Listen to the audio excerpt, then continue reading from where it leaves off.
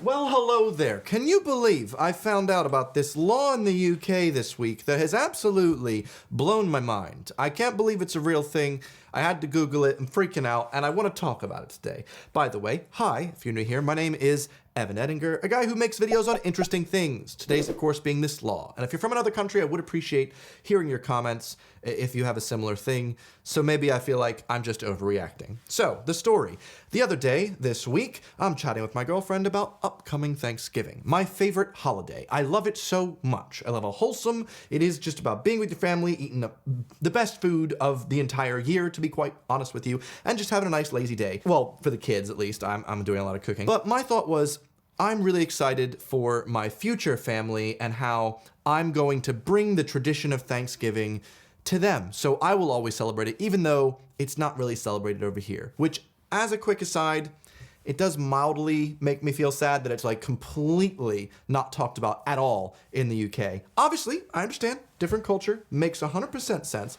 But you walk around London this week, I swear to God, every other sign is Happy Dia de los Muertos, which, okay, that's nice. I looked up, there's around 9,000 Mexicans currently living in the UK, so I'm sure they're very much appreciating that. But it feels like okay, I've celebrated it. Either way, 167,000 Americans, no Thanksgiving. So Thanksgiving, very excited about, the premise of having my kids be able to celebrate the same way I did, have a nice lazy Thursday, and my girlfriend's like, well, you probably won't be allowed to. And I was like, says who? Why would I not be allowed? And she went, well, it's illegal to take your kids out of school. And I was like, what the? You're kidding. You're joking. They're my kids, okay? I go onto the old Google machine. Sure enough, wow.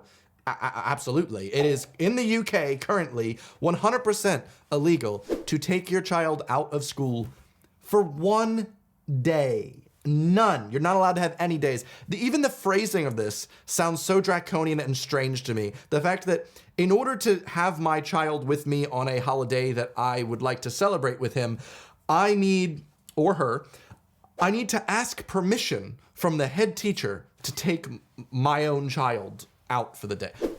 Does that not feel weird to anyone else? Anyone at all? This law was updated in 2013 to make it as severe as it currently is. Supposedly before this, you had a bit more leeway. But the fact that if I go, well, I still want to celebrate this cultural tradition that my culture has had, which isn't one that bank holidays are here for, with my child, and if I don't ask permission, or if let's just say I do, but man, I don't know, maybe that head teacher, she's watched my YouTube videos, she's not a fan. Okay, no, she does not give me any permission, or him.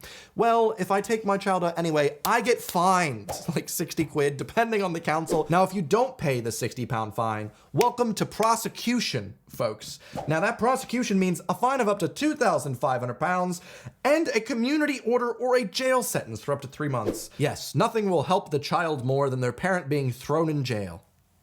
What a great deterrent.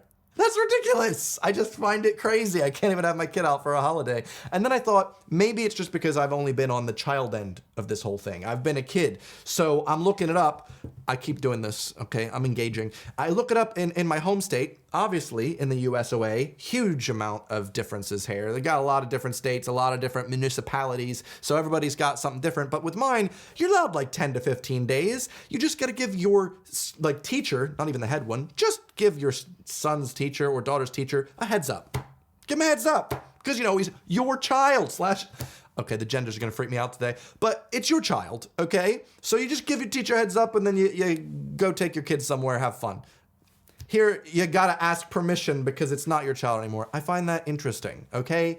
Interesting in a very scary way. From the age of 5 until 16, you are legally required to have your child be at the school or be homeschooled every single one of those school days.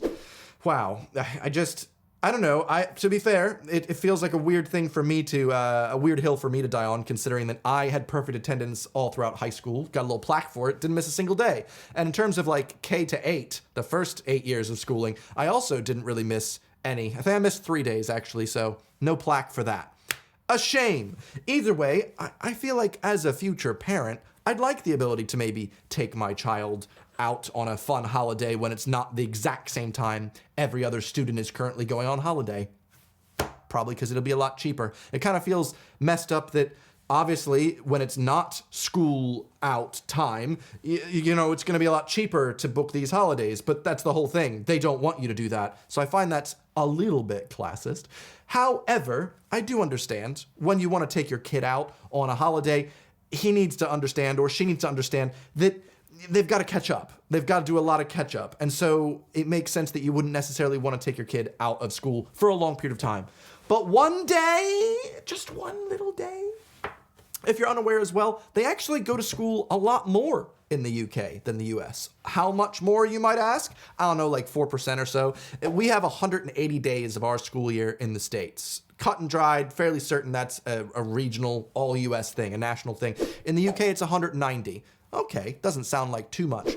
But interestingly enough, I almost kind of like the way that it works in the UK in terms of how they divvy those days out that you get off for holiday. In the US, we just get a big old chunk, okay? We get 3 full months off. As soon as June 15th rolls around, you're out. It's time for summer vacation, unless you got some like snow days that backed up into summer, if you know what I mean. And then as soon as like the first week of September comes around, that first Thursday, you're back. So you got a big summer vacation. In the UK, instead of having those like, 12 weeks in a row, they space all those out so that you have like summer holidays in the summer, and then you get other term holidays. If I go into here, I have a link open for looking at the term times. We have the autumn term is September 1st until December 16th, and then you have that half term. So for all 3 terms, you get a half term with 5 days off, along with the other bank holidays that you are going to be expecting. I do find it weird. I was like, why are there only 3 seasons? We have the autumn term, the spring term, and the summer term. And I feel like that's just a bit of false hope here. Spring term is 95% in the winter, okay? January 3rd until March 31st. There are only 10 days of that period that are actually in the spring, guys. Let's just call it the winter term, okay? In fact, the summer term, okay, that's like half and half. We got July 21st. Oh, God. I can't imagine having to go to school in July. It must get so hot, right? I feel like you guys don't have air conditioning in this country, so people that grew up here, how is it going to school in the summer? I genuinely couldn't imagine. Especially as a summer baby, I wouldn't want to have to do that. I wouldn't have to go to school on my birthday.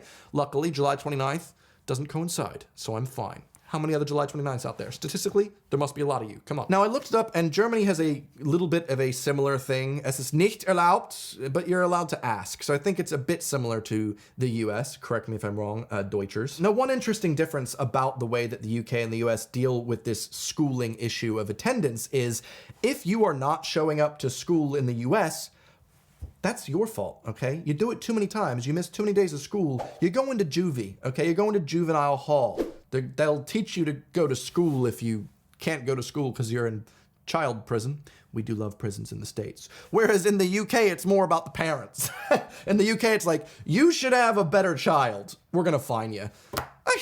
I think as long as it's not your fault as a parent, I think that gets into shakier territory. But another interesting thing to note that I found out while researching this video, in the US, of course, once you turn 16, you do not have to legally continue your education. You can do some other stuff. The age you're allowed to leave the education system in the UK has risen from 16 to 18 in 2013. And I'm trying to find out why they did this. Well, it says because it's good for young people to develop a greater range of skills and the likelihood of unemployment is significantly reduced. Okay, I actually have no problem with that. I actually think it's a good thing, especially because the way that the UK is doing this isn't you have to go to school to learn, for instance, calculus, something that I do still very much appreciate that I learned, but instead you have the option to not only learn these A-level courses on things you can specialize in, you can also choose apprenticeships. That's pretty useful. If you're someone that's like, I know I'm not gonna be a scholarly person. I don't wanna do jobs that deal with like desks and math or English or what. You can choose to do an incredibly important role that requires an apprenticeship.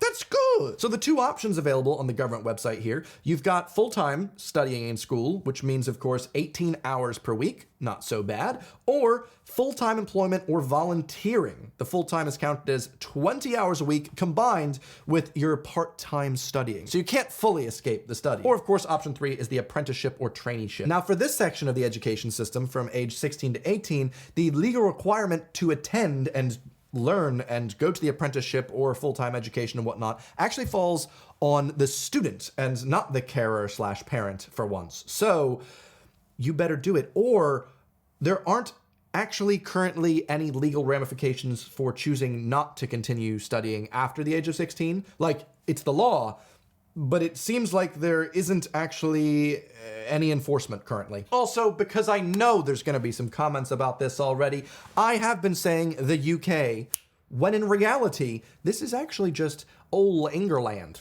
Scotland, they're good after 16. They don't quite have this, but also their education system is a bit better when it comes to their tests and whatnot. You got Wales, also age 16. They don't have this wank. And lastly, Northern Ireland, also kind of the same, 16, totally the same. Now, am I making a big deal out of nothing? I'd love to hear your opinion on this. This is just something that really has blown my mind because it is completely different from where I was brought up. And as someone who has cultural traditions that he would like to share with his future family, it does make me sad that if those traditions don't fall on the same British bank holiday traditional days, I have to beg permission from a head teacher to let me have my kid for a day. I just find that a bit weird. Personally, I do appreciate that they are trying really hard to make sure that the children get a good education, but I've seen the Educating Yorks program, and I basically, I just feel like you should be allowed to have 5 or 10, depending, extenuating circumstances. You should be allowed to have a couple days to take your kid out of school to celebrate something or go somewhere if it's not just because of the death of a family member. But hey, maybe you all completely disagree with me. I'd love to hear your opinions. Send them in the comment section below in a nice, kind tone. Anyway, hopefully you've been enjoying the extra content I've been throwing at you these days. If you have, I appreciate that subscription button. I know you just watch them on the homepage, but take life in your own hands, okay? Make your own decisions, okay? Hit that subscribe button, ring my bell. Thank you very much. I'll see you guys on the next time I upload, hopefully Sunday. Goodbye.